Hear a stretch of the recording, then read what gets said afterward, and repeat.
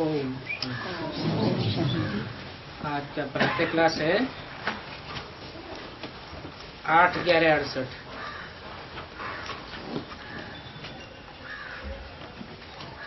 शिव बाबा जानते हैं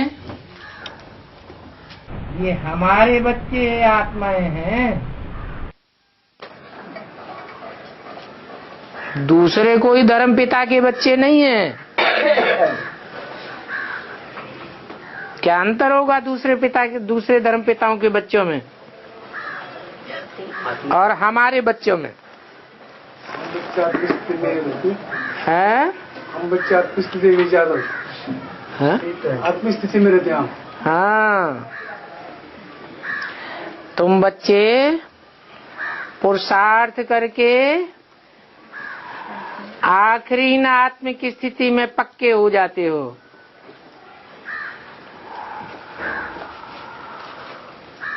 और शरीर रहते रहते ही परमधामवासी हो जाते हो। तुम मेरे आत्मा रूपी बच्चे हो और धर्म पिताओं के जो बच्चे हैं उनमें कुछ न कुछ देवान रह जाता है। तो तुम बच्चों को भी अपन को आत्मा समझ शरीर को भूल शिव बाबा को याद करना है। जो शिव बाबा कहते हैं मैं तुम बच्चों को पढ़ाता हूँ,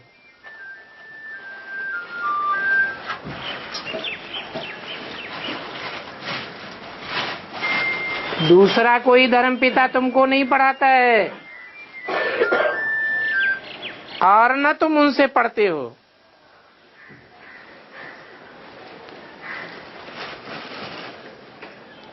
ऐसे तो शिव बाबा भी निराकार है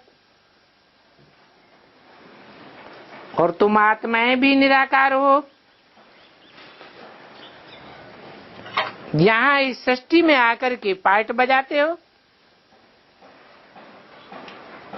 और बाप भी आकर के पार्ट बजाते हैं।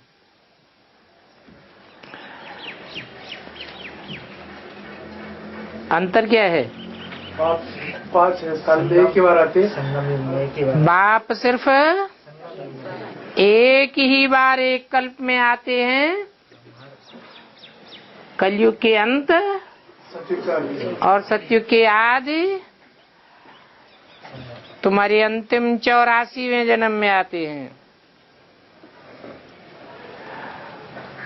और तुम पूरे ही 84 के चक्र में आते हो। ये भी तुम जानते हो। ड्रामा प्लान अनुसार बाप आकर हमको गुलगुल बनाते हैं। ये ड्रामा में नूद है हमको गुलगुल बनाने का, और धर्म की आत्माओं को ऐसा गुलगुल नहीं बनाते हैं।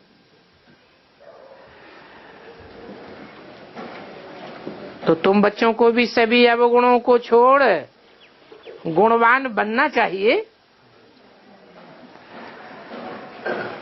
जो गुणवान होते हैं उनकी पहचान क्या है? उनकी पहचान है वो कब किसी को दुख नहीं देते हैं। देवान में रहने वाले ही दुख देते हैं, आत्मा अभिमान में रहने वाले तो कब किसी को दुख दे ही नहीं सकते। तो तुम बच्चों को कभी भी सुना अनसुना नहीं कर देना चाहिए। किसको दुख है तो वो दुख दूर करने का है। बाप भी आते हैं तो सारी दुनिया के दुख जरूर दूर होने चाहिए। बाप की भी ये भावना रहती है ना, तो तुम बच्चों की भी ये भावना होनी चाहिए। कोई भी दुखी आत्मा के प्रति शुभ भावना शुभ कामना रखनी है। बाप तो तुम बच्चों को श्रीमत देते हैं, जितना हो सके पुरुषार्थ करके सभी के दुख दूर करते रहो। पुरुषार्थ से ही अच्छा पद मिलेगा। पुरुषार्थ न करने से पद कम हो जाएगा, वो फिर कल्प कल्पांतर का घाटा पड़ जाता है। बाप को तो बच्चों को हर बात समझानी होती है। बच्चे अपन को घाटा डालें, बाप तो ये नहीं चाहता। दुनिया इन फायदे और घाटे की बातों को नहीं मानती है, न जानती है। इसलिए बच्चों को अपने पर रहम करना है, श्रीमत पर चल करके। बल बुद्धि इधर उधर भागती है तो भी बार बार कोशिश करो, बुद्धि को एक ठिकाना दो। हम ऐसे बेहद के बाप को क्यों नहीं याद करते हैं, जिसकी याद से ही हमें ऊंच से ऊंच पद मिलता है। कम से कम ऊंच पद न भी मिले तो भी 100% स्वर्ग में तो जाते हैं, परंतु पुरुषार्थ ऐसा करना चाहिए जो स्वर्ग में भी ऊंच पद पावे। बच्चों के माँ बाप होते हैं, कहते हैं ना हमारा बच्चा स्कूल में पढ़ करके ऊंच पद पावे। यहाँ तो किसी को भी पता नहीं पड़ता।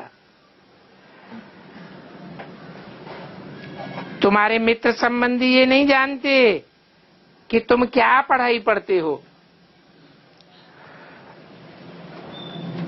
उस पढ़ाई में तो मित्र संबंधी सभी जानते हैं।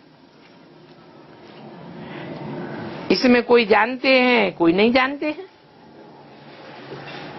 कोई का बाप जानता है तो भाई नहीं जानता, कोई की माँ जानती है तो बाप नहीं जानता। क्यों नहीं जानता? क्योंकि ये पढ़ाई विचित्र पढ़ाई है, गुप्त भी है। विचित्र बाप ही पढ़ाते हैं और पढ़ाने वाला बाप भी गुप्त है, और दुनिया की नजरों में तुम बच्चे भी गुप्त हो। और तो सभी देहधारियों को पढ़ाते हैं। क्या अंतर है तुम्हारी पढ़ाई में? और दुनिया में जो भी पढ़ाइयाँ पढ़ते हैं उनको पढ़ाने वाले देहधारी होते हैं, और तुमको पढ़ाने वाला विदेही बाप है, विचित्र बाप है। उसका चित्र नहीं निकाला जा सकता।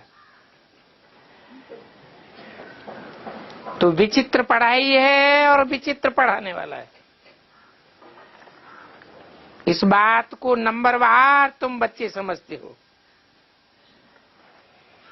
बाप समझाते हैं, भक्ति तो तुमने बहुत की है,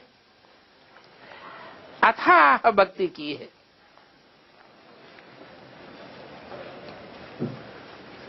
तो ज्ञान भी तुम ज्यादा उठाते हो। सो भी नंबरवार उठाते हो, तो भक्ति भी नंबरवार की है। तो ये नियम बन जाता है कि जिन्होंने बहुत भक्ति की है वो ही फिर बहुत ज्ञान भी लेते हैं, और जैसी जैसी भक्ति की है वैसा ज्ञान उठाते हैं। सतो प्रधान भक्ति की है, आप विचारी भक्ति की है, तो आप विचारी ज्ञान उठावेंगे। और व्यभिचारी भक्ति की है तो कभी बाप से सुनेंगे, कभी दूसरों के पास सुनने चले जाएंगे। भक्ति के ऊपर देखो कितना मदार हो जाता है। अभी तुम तो भक्ति करने से छूट गए हो। अभी भक्ति की रस्म रिवाज तुम्हारी पूरी होती है। आगे मीरा के लिए कहा जाता था, उसने लोक लाज कुल की मर्यादा सारी छोड़ दी। यहां तो तुमको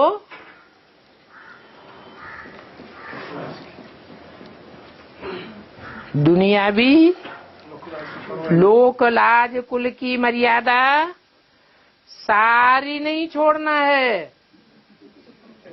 हाँ, विकारी कुल की मर्यादा छोड़नी है। बाकी बुद्धि से सभी का संन्यास करना है। इस विकारी दुनिया का, छी दुनिया का कुछ भी अच्छा नहीं लगता। छी कर्म करने वाले बिल्कुल ही नहीं अच्छे लगते। वो अपनी तकदीर को खराब कर लेते हैं। कौन? ऐसा कोई बाप थोड़े ही होगा जो बच्चों को किसको तंग करता हुआ देख करके पसंद करे।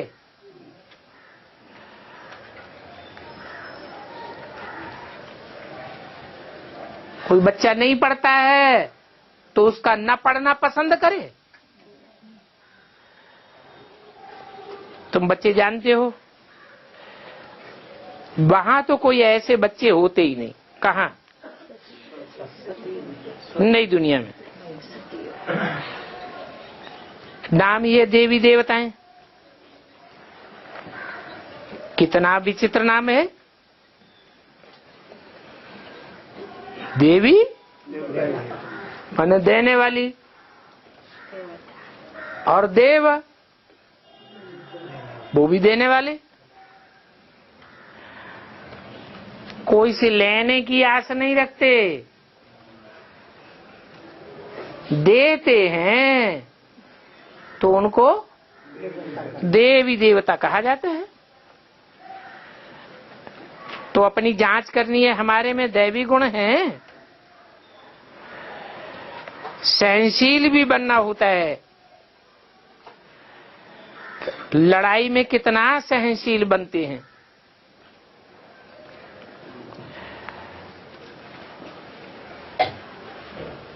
खाना नहीं मिलता, पानी नहीं मिलता तो सहन करते हैं ना, कि भाग जाते हैं? सहन करते हैं। वो तो है योद्धा लोगों की बात।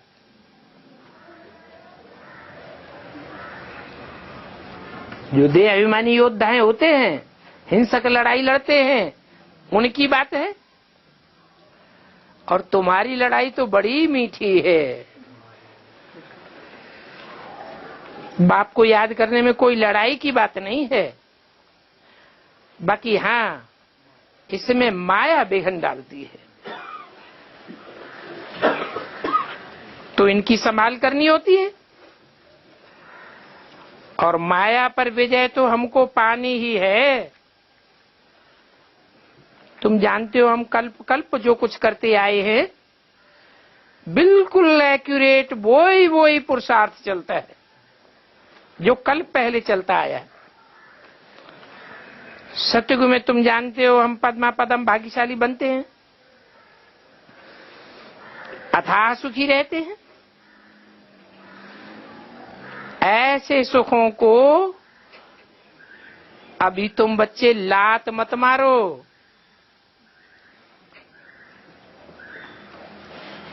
स्वर्ग के सुख किसके वर्षे में मिलते हैं? बाप के वर्षे में मिलते हैं।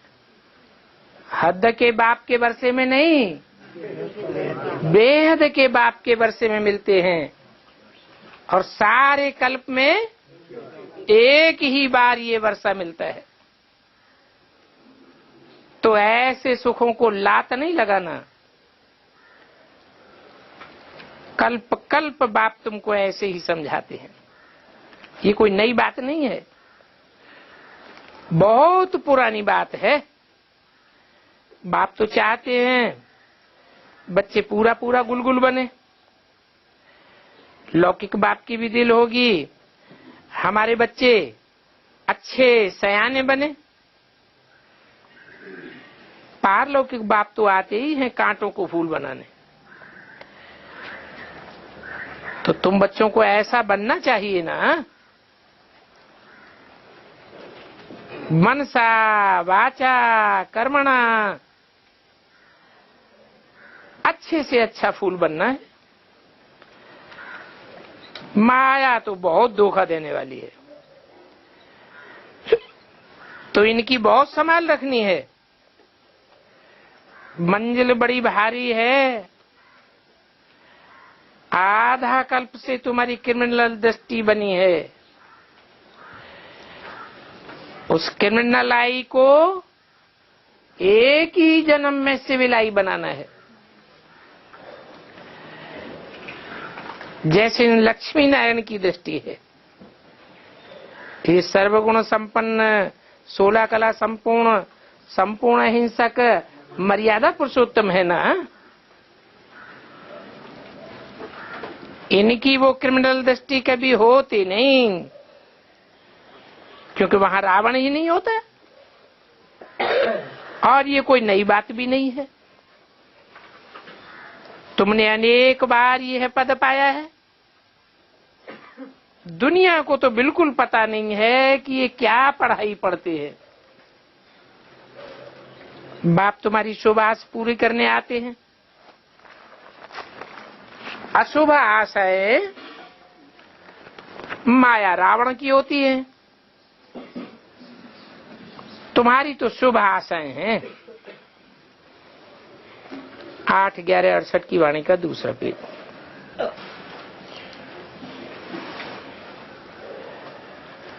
तुम्हारे अथाह सुखों का वर्णन नहीं कर सकते हैं। दुखों का वर्णन होता है, सुख का वर्णन थोड़ा ही होता है। अभी तुम बच्चों को एक ही आस है, पावन बने। कैसे पावन बनेंगे सो तुम जानते हो। फर्स्ट नंबर नई दुनिया में पावन ये देवी देवताएं ही है। पावन बनने में इनकी ताकत देखो कितनी है। तुम पावन बनकर के पावन दुनिया का राज्य पाते हो। इसलिए कहा जाता है इस देवी देवता धर्म में बहुत ताकत है। जो गहन है रिलीजन इज माइट, ये देवी देवता सनातन धर्म की बात है। और ये ताकत कहां से मिलती है? सर्वशक्तिवान बाप से मिलती है। घर घर में तुम 2-4 मुख्य चित्र रख दो, बहुत सर्विस कर सकते हो। वो समय भी आवेगा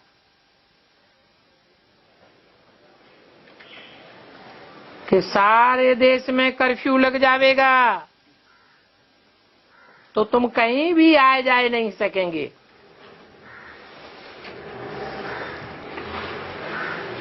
और ऐसी हालतों में तुम थोड़े से बच्चे होगे,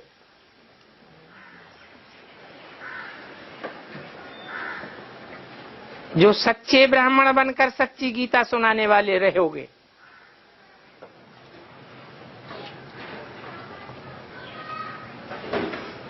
बाकी तो किसी को पता ही नहीं होगा।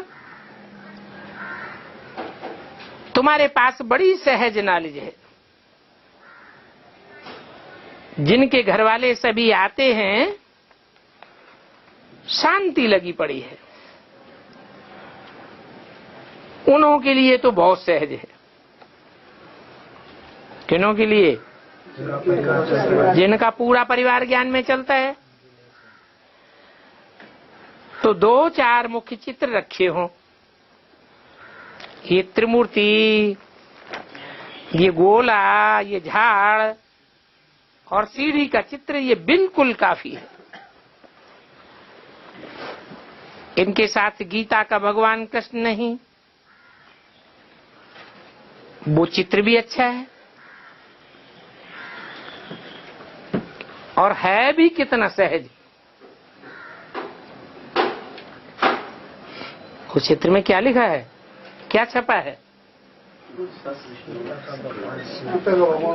एक तरफ गीता का भगवान दुनिया वाले समझते हैं कृष्ण, और दूसरी तरफ चित्र दिया हुआ है क्या? शिवलिंग। तो वो चित्र भी तुम्हें समझाना पड़े। गीता का भगवान, ये लिंग क्या है? लिंग है ऐसे पुरुषार्थी जीवन की यादगार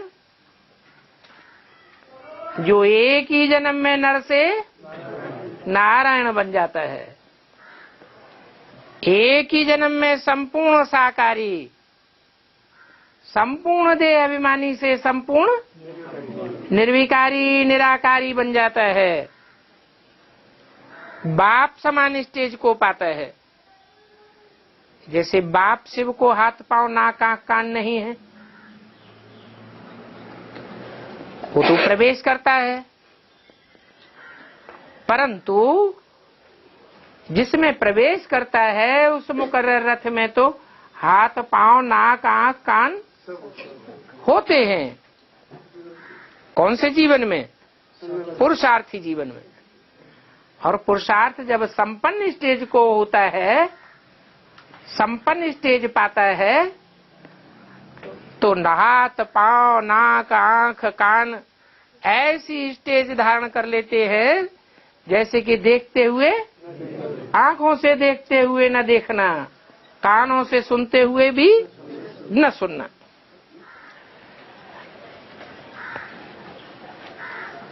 तो ये गीता का भगवान का चित्र बहुत अच्छा है, समझाना पड़े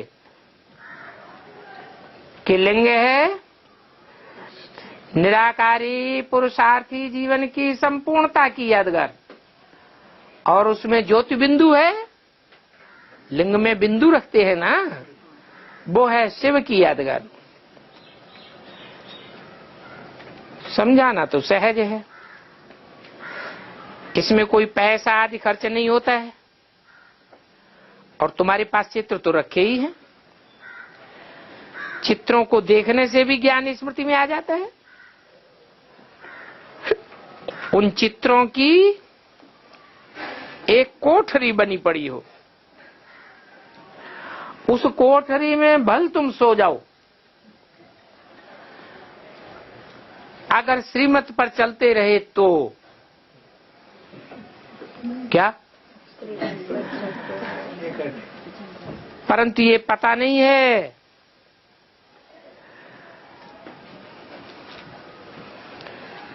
क्योंकि तुम तो कहते हो कि बहुतों का कल्याण हो सकता है। बहुत बच्चे हैं जो कल्याण करते भी होंगे, फिर भी बाप रिमाइंड कराते रहते हैं ऐसे ऐसे तुम कर सकते हो। ठाकुर जी की मूर्ति रखते हैं ना, परंतु इसमें तो है समझाने की बात। जन्म जन्मांतर तुम भक्ति मार्ग में मंदिरों में भटकते रहे हो। कभी राम के मंदिर में राम को भगवान समझा, कृष्ण के मंदिर में कृष्ण को भगवान समझा, हनुमान के मंदिर में हनुमान को भगवान समझा, गणेश के मंदिर में गणेश को भगवान समझा, परंतु पता तो नहीं था ये कौन है। अभी तो तुमको सब पता पड़ गया है। कौन है ये सब? ये तो देवी देवताएं हैं। परंतु देवी देवताएं सूंड और पूंछड़ी वाले तो होते नहीं। तो ये पुरुषार्थी जीवन की यादगार है। पुरुषार्थी जीवन में भी 5000 वर्ष का ड्रामा रिहर्सल को घूमता है, रिकॉर्डिंग होती है। तो आत्मा 4 अवस्थाओं से पसार होती है। सतो प्रधान सतो सामान्य स्टेज, वो तो देवताओं की स्टेज है।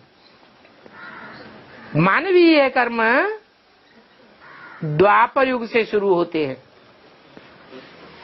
कोई तो फिर मनुष्य के बदली जानवर जैसे स्वभाव संस्कार वाले भी होते हैं।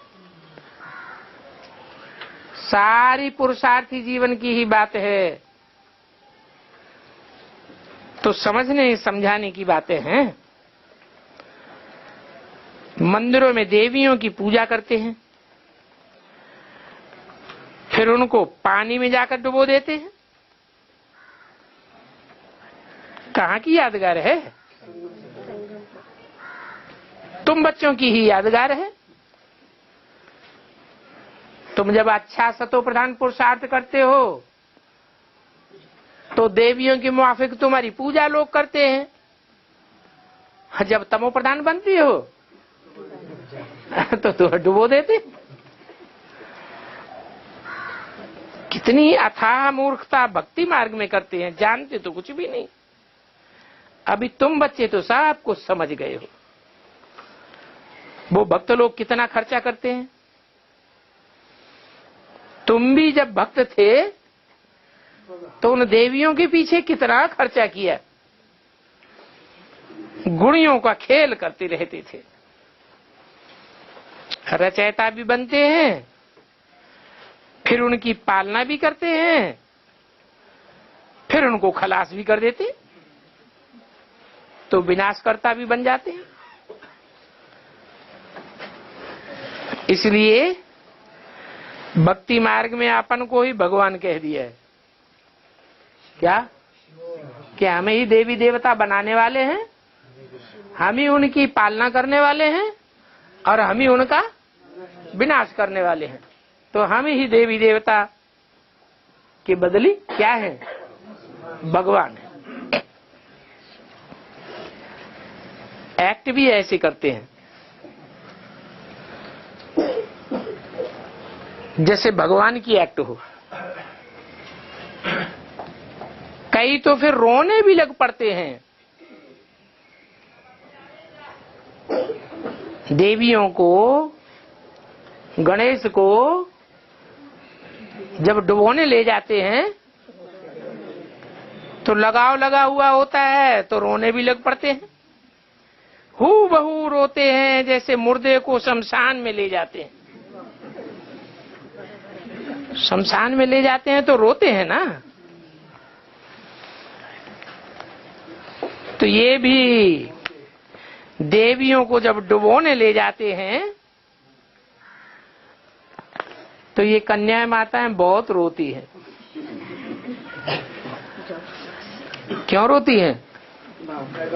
हैं? क्योंकि उनके साथ लगाव लग जाता है। कितना अज्ञान है। पूज्य की पूजा कर फिर उनको उठाकर समुद्र में डाल देना। गणेश को, लक्ष्मी को, सरस्वती को भी डुबो देते हैं। है?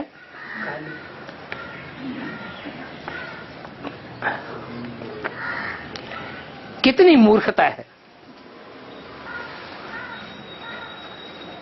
बाप बैठ बच्चों को समझाते हैं और कल्प कल्प ये बातें बैठ समझाते हैं। भक्ति मार्ग में कितनी दुर्गति का काम करते रहते हैं। शूटिंग कहाँ होती है? संगम युग में ही शूटिंग करते हैं। जैसे जड़ चित्र हैं, परंतु उनमें भी देखो कितनी भावना होती है, कितना आर होते हैं।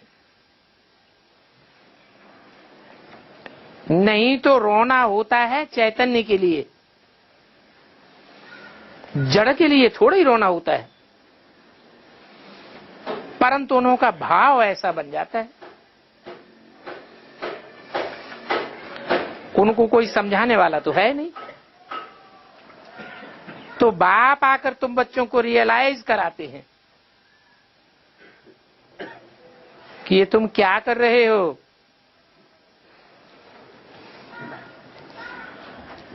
ऐसे तो रियलाइज कोई करा ही नहीं सकता। बच्चों को तो नफरत आनी चाहिए कि जब बाप हमको इतना समझा रहे हैं तो हमारा फिर आपस में लगाव क्यों लग जाता है। मीठे मीठे रूहानी बच्चों, तुम ये क्या कर रहे हो।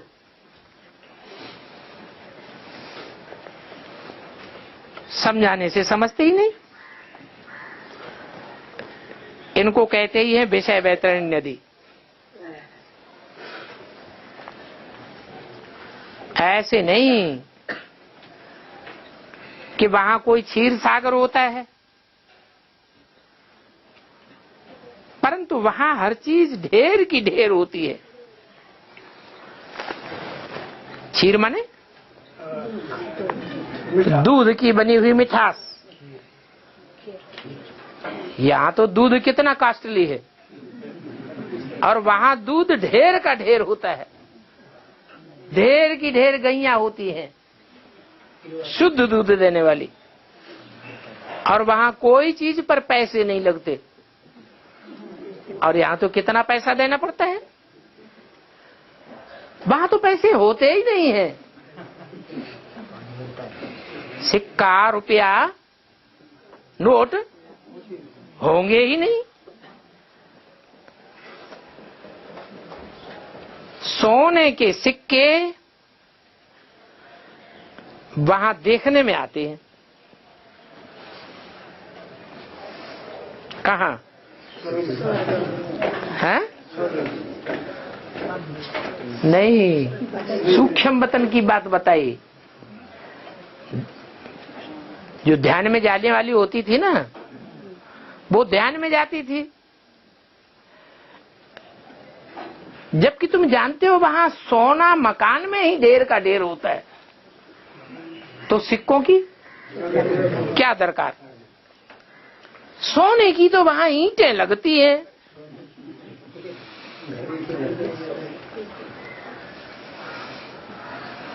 क्या ढलाई होती है? हैं?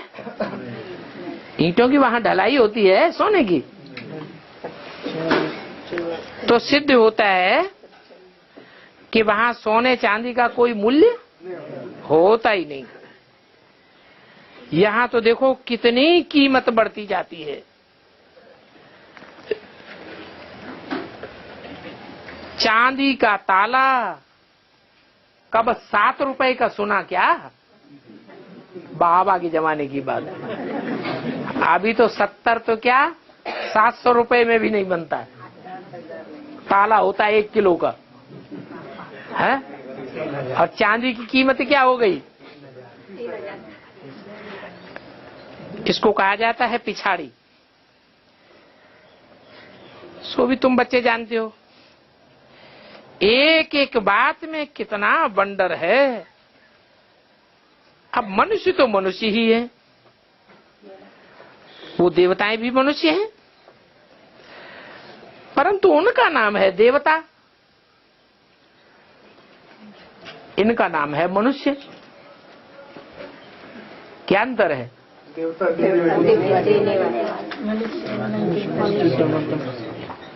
देवताओं की कोई तृष्णा नहीं होती, और मनुष्य का मन कितना चंचल।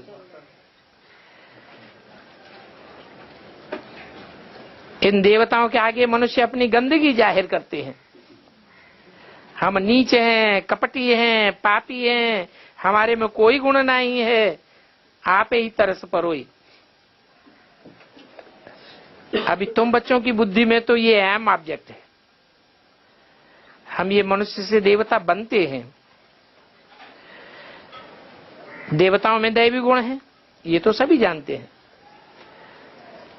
मंदिरों में जाते हैं, परंतु ये नहीं समझते कि ये देवताएं भी तो मनुष्य ही हैं और हम भी मनुष्य हैं, परंतु ये दैवी गुणों वाले सुधरेले मनुष्य हैं और हम आसुरी गुणों वाले अनसुधरेले हैं। अभी तुम्हारी बुद्धि में आता है हम कितने नालायक थे जो इन देवताओं के आगे जाकर गाते थे, आप सर्वगुण संपन्न 16 कला संपूर्ण संपूर्ण हिंसक, हम नीचे कपटी पापी। अभी बाप तुमको समझाते हैं, ये देवताएं तो पास्ट होकर के गए हैं, जिनमें दैवी गुण थे, उनकी जड़ मूर्तियों को तुम पूजते रहे। ये देवताएं अथाह सुखों में थे, वो ही देव आत्माएं फिर अथाह दुखी बन गई। राधे के भक्त कहेंगे राधे सर्वव्यापी है, जहां देखो वहां राधे ही राधे। कृष्ण के भक्त कहेंगे कृष्ण ही कृष्ण, जहां देखो वहां कृष्ण ही कृष्ण दिखाई पड़ता है। ऐसे कहते कहते भगवान को सर्वव्यापी समझ लिया। अभी बाप तुम बच्चों को बैठ समझाते हैं कि देवी देवताएं या भगवान सर्वव्यापी नहीं है, परंतु 5 विकार सर्वव्यापी है। सर्वव्यापी है, हैं? मनुष्यों में ही सर्वव्यापी है या सभी में व्यापी है?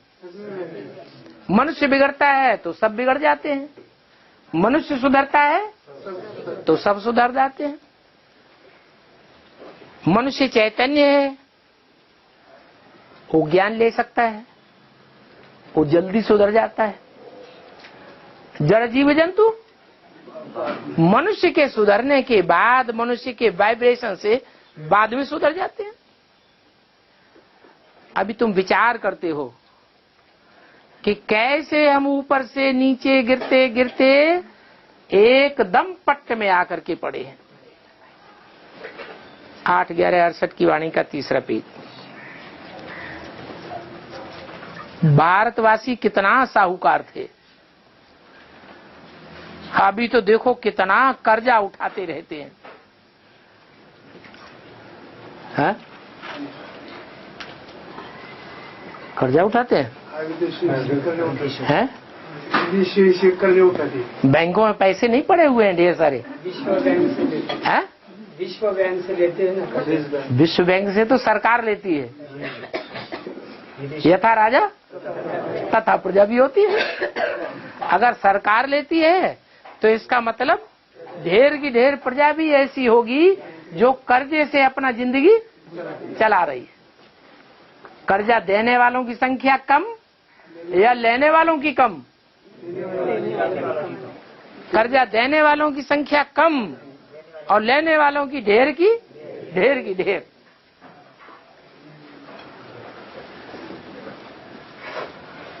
अभी तो देखो कोई बता भी नहीं सकता कि कितना कर्जा उठाते हैं। ये सभी बातें बाप समझाते हैं। ऋषि मुनि भी नेति नेति कहते थे, क्या हम नहीं जानते? क्या हम सृष्टि के आदि मध्य अंत को नहीं जानते? हम भगवान के आदि मध्य अंत को नहीं जानते। अभी तुम तो समझते हो, वो जो आदि काल में ऋषि मुनि थे जिन्होंने शास्त्र आदि लिखे, वो तो सत्य कहते थे, क्योंकि शास्त्र तो फिर भी सतो प्रधान स्टेज में लिखे गए। पहले शास्त्र भी सतो प्रधान होते हैं कि तमो प्रधान होते हैं शुरुआत में? दुनिया की हर चीज पहले सतो प्रधान, बाद में तमो प्रधान। तो शास्त्र भी जब द्वापर के आदि में बनाए गए तो बनाने वाले भी सात्विक बुद्धि वाले थे और शास्त्र भी सतो प्रधान थे। तो वो ऋषि मुनि सच कहते थे। क्या कहते थे कि न हम बाप को जानते हैं, न बाप की रचना के आदि मध्य अंत को जानते हैं। अभी भी कोई नहीं जानते हैं। किसको? बाप को और बाप की रचना को, सिवाय तुम बच्चों के। बड़े बड़े सन्यासी महात्मा कोई भी नहीं जानते हैं। बड़े बड़े सन्यासी माना जिनको पब्लिक में ढेर का ढेर सम्मान मिलता है, रिगार्ड मिलता है, पदमान मर्तबा मिलता है, वो भी नहीं जानते कि सृष्टि का रचयिता कौन है और ये सृष्टि रूपी रचना कब तक चलती है, कैसे चलती है। वास्तव में महान आत्मा तो ये लक्ष्मी नारायण है। ये साधु संत महात्मा है, ये कोई महान आत्मा है नहीं। महान किसको कहा जाए? है? अरे महान किसको कहा जाए? जो महान काम करके दिखाए सो महान कहा जाए। तो दुनिया में महान ते महान काम क्या है? दुखी सृष्टि को सुखी सृष्टि में कन्वर्ट कर देना, नरक को स्वर्ग बना देना। इस कार्य के निमित्त कौन बना? नारायण बना। तो वास्तव में महान कौन हुआ? नारायण ही तो महान हुआ।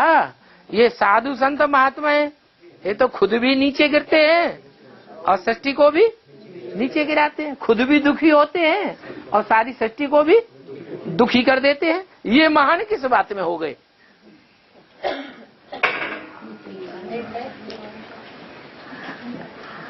एक बार पवित्र तो ये लक्ष्मी नारायण ही कहेंगे। कौन से लक्ष्मी नारायण? संगम युग के, जो नर से डायरेक्ट नारायण बनते हैं। पहले तो ये भी नहीं जानते थे, तो और कोई कैसे जान सकते हैं? कितनी सहज बातें बाप बैठ समझाते हैं, परंतु कई बच्चे फिर भी भूल जाते हैं। कई बच्चे हैं जो अच्छी रीति दैवी गुणों को धारण करने का पुरुषार्थ करते हैं तो कितने मीठे लगते हैं। जितना जितना बच्चों में मीठा गुण देखते हैं उतनी बाप की दिल खुश होती जाती है। कई तो ऐसे हैं जो नाम ही बदनाम कर देते हैं। यहां तो फिर बाप भी है, टीचर भी है और सदगुरु भी है। अगर बदनामी करते हैं तो किसकी किसकी बदनामी हुई? बाप की भी बदनामी हुई, टीचर की भी बदनामी हुई और सदगुरु की भी बदनामी हुई। तो तीनों की निंदा कराने के निमित्त बन जाते हैं। सत्य बाप, सत्य टीचर, सत्य गुरु की निंदा कराने से फिर 3 गुना दंड पड़ जाता है। परंतु कई बच्चों में कुछ भी समझ नहीं है। बाप तो समझाते हैं, ऐसे भी बच्चे होंगे जरूर। दुनिया की नजरों के सामने प्रत्यक्ष हो जाएंगे। माया कोई कम नहीं है, वो माया भी बरोबर सर्वशक्तिवान है। आधा कल्प तुम बच्चों को पाप आत्मा बनाती आई है। बाप फिर तुम बच्चों को आधा कल्प के लिए पुण्यात्मा बनाए देते हैं। वो पुण्यात्मा भी फिर नंबरवार बनते हैं, एक जैसे पुण्यात्मा नहीं बनते। तो पुण्यात्मा और पापात्मा बनाने वाले दो हैं। कौन कौन? पुण्यात्मा बनाने वाला बाप और पाप आत्मा बनाने वाली माया, रावण। माया अकेला क्यों नहीं कहते, रावण क्यों लगा देते हैं? क्योंकि कभी स्त्री के रूप में आती है, कभी पुरुष के रूप में आती है।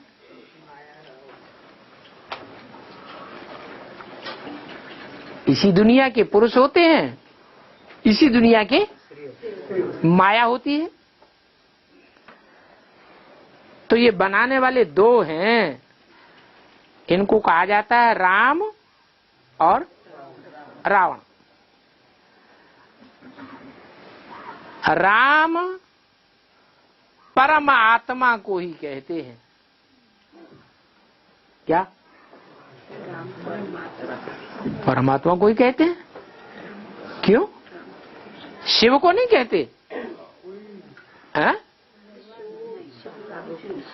शिव परमात्मा है कि नहीं है? है। वो परम पार्ट बजाने वाला है, हीरो पार्ट बजाने वाला। वो परम पार्ट बजाने वाले को परमात्मा कहा जाता है। आत्माओं के बीच में जो परम पार्ट बजावे,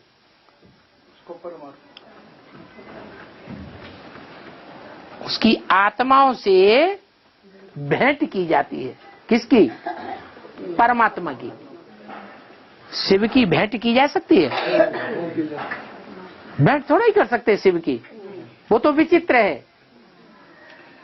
विचित्र की भेंट चित्रधारियों से नहीं कर सकते।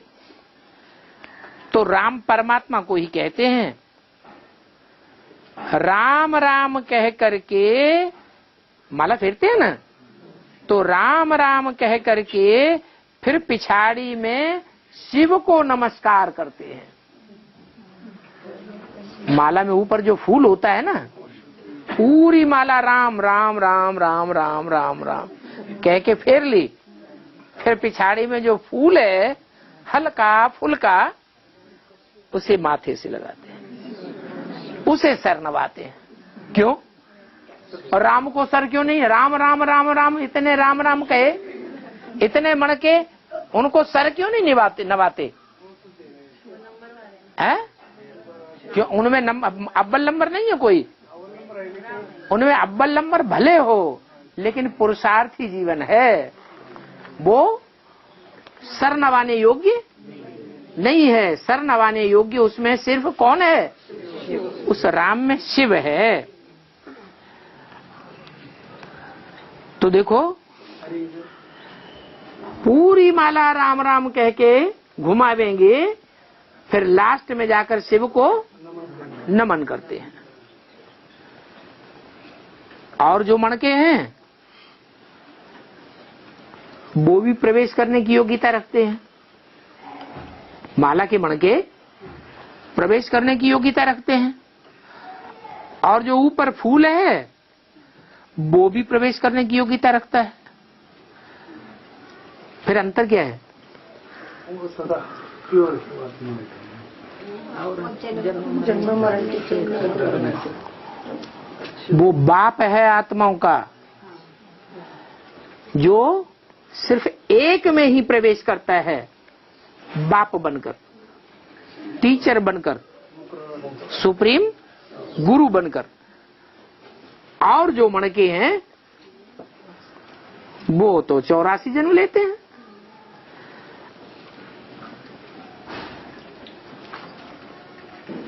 तो राम परमात्मा को कहा जाता है, वो ही परमात्मा है। परमात्मा के नाम गिनते हैं। तुमको तो अब गिनने की दरकार ही नहीं है। बाप कहते हैं सिर्फ निरंतर याद करते रहो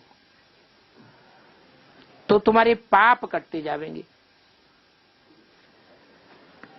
कब पाप कटेंगे? जब निरंतर याद हो जाएगी तो पाप कटेंगे। सिवाय योग के और कोई उपाय नहीं है पाप कटने का। ये तो जानते हो, ये लक्ष्मी नारायण पवित्र थे ना, इन्हों की दुनिया थी जो पास्ट हो गई। इन्हों की दुनिया को नई दुनिया स्वर्ग कहा जाता है। फिर जैसे पुराना मकान होता है तो टूटने लायक बन जाता है, हैं? नया मकान टूटने लायक थोड़ा ही होता है। पुराना मकान हो जाता है, तमो प्रधान हो जाता है, दुखदाई हो जाता है तो टूटने लायक बन जाता है। तो ये दुनिया भी अब ऐसी ही हो गई है। सारी दुनिया दुखदाई है। अरे दुखदाई है, इतनी ऊंची ऊंची इमारतें कैसी सुंदर लगती है, मल्टी स्टोरीज। विदेशों में जाके देखो, क्या उनमें रहने वाले स्वर्ग में नहीं है? क्यों? बीमार पड़ते हैं, आपस में झगड़ते हैं, तो दुख है कि नहीं है? दुख तो है। तो अभी ये दुख की दुनिया तमो प्रधान कलयुग की पिछाड़ी की दुनिया है। कितनी सहज बातें समझने की, धारण करने की और दूसरों को धारण कराने की हैं। बाप तो सभी को समझाने के लिए नहीं जावेगा। क्यों है? सभी को माने 500 करोड़ को बाप समझाने जावेगा क्या? बाप तो सभी को समझाने नहीं जाएगा, तो कौन जाएगा फिर? हाँ, तुम बच्चे ही जो जो जिस धर्म के मुखिया बनेंगे, जो जो जिस दुनिया के मुखिया बनेंगे, उस दुनिया को सुधारने के निमित्त बनेंगे। मैं सारी दुनिया को समझाने और पढ़ाने के लिए जाने वाला नहीं हूं।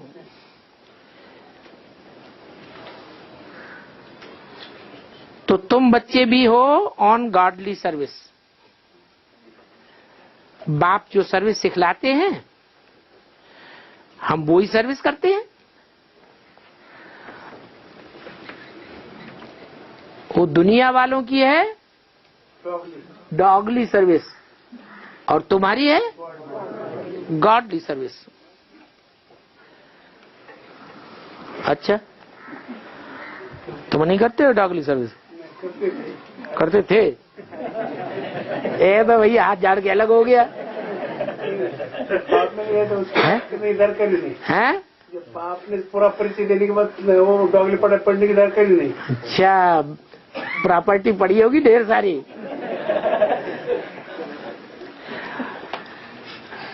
तुम्हारी है गॉडली सर्विस ओनली। क्या?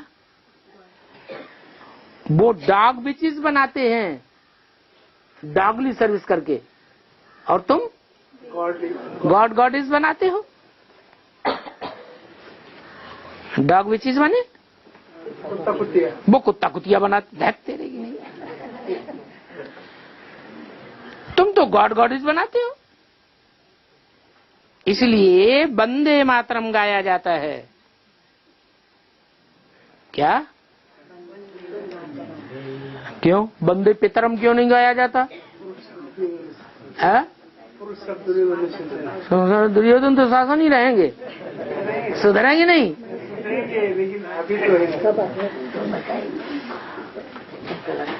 वंदे मातरम गाया जाता है क्योंकि माताओं को ही ज्ञान का कलश मिलता है।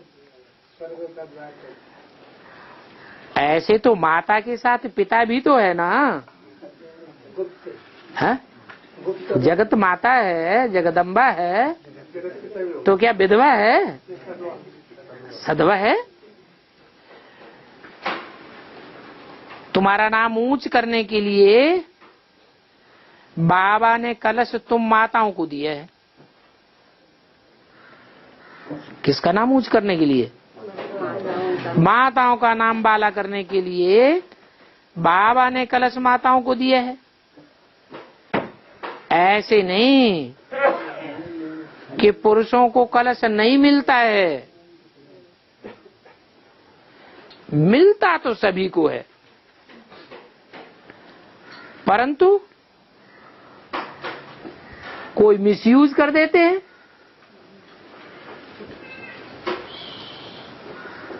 दूसरों को ज्ञान सुनाए और खुद अज्ञानता के कर्म करे, तो मिसयूज हुआ या अच्छा यूज हुआ? तो कलश मिलता तो सभी को है, माताओं को भी मिलता है, कन्याओं को भी मिलता है, भाइयों को भी मिलता है, अदर कुमारों को भी मिलता है। तो बाप बैठ समझाते हैं भक्ति दुर्गति मार्ग है।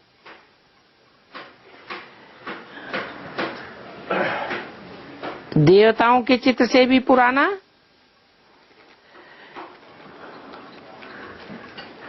और कोई चित्र होता नहीं,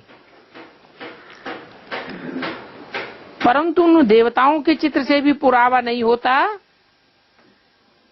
पूर्ति नहीं होती है, तो क्या करते हैं? किसके चित्र बनाने लग पड़ते हैं? अरे बुद्ध, क्राइस्ट, शंकराचार्य के चित्र बनाने लग, गुरु नानक के चित्र बनाने लग पड़ते हैं। सभी के चित्र बैठे इकट्ठे करते रहते हैं। ये कौन सी भक्ति हुई? बेविचारी भक्ति हुई। हनुमान की भी पूजा करते हैं,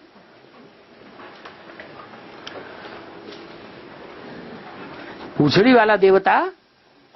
वैसे देवताओं को तो पूंछ होती नहीं। गणेश की भी पूजा करते हैं, सूंड वाला देवता, और देवताओं को सूंड तो नहीं होती है। टिवाटे की भी पूजा करते हैं। 3 रास्ते जहां इकट्ठे होते हैं वहां भी पूजा करते हैं। वो किसकी यादगार? त्रिमूर्ति इकट्ठी होती है। ब्रह्मा ने अपनी भी सुनाई, शंकर ने अपनी सुनाई। ब्रह्मा अपनी तरफ खींचते रहे, गुण ग्रहण करो, गुण ग्रहण करो, गुण ग्रहण, किसी के अवगुण न देखो। शंकर जी ने सबकी बकिया उधेड़ के रख दी। कोई धर्म पिता को छोड़ा है? ब्रह्मा को छोड़ दिया? ब्रह्मा को भी नहीं छोड़ा। उनका रास्ता अलग और उनका रास्ता अलग। और विष्णु ने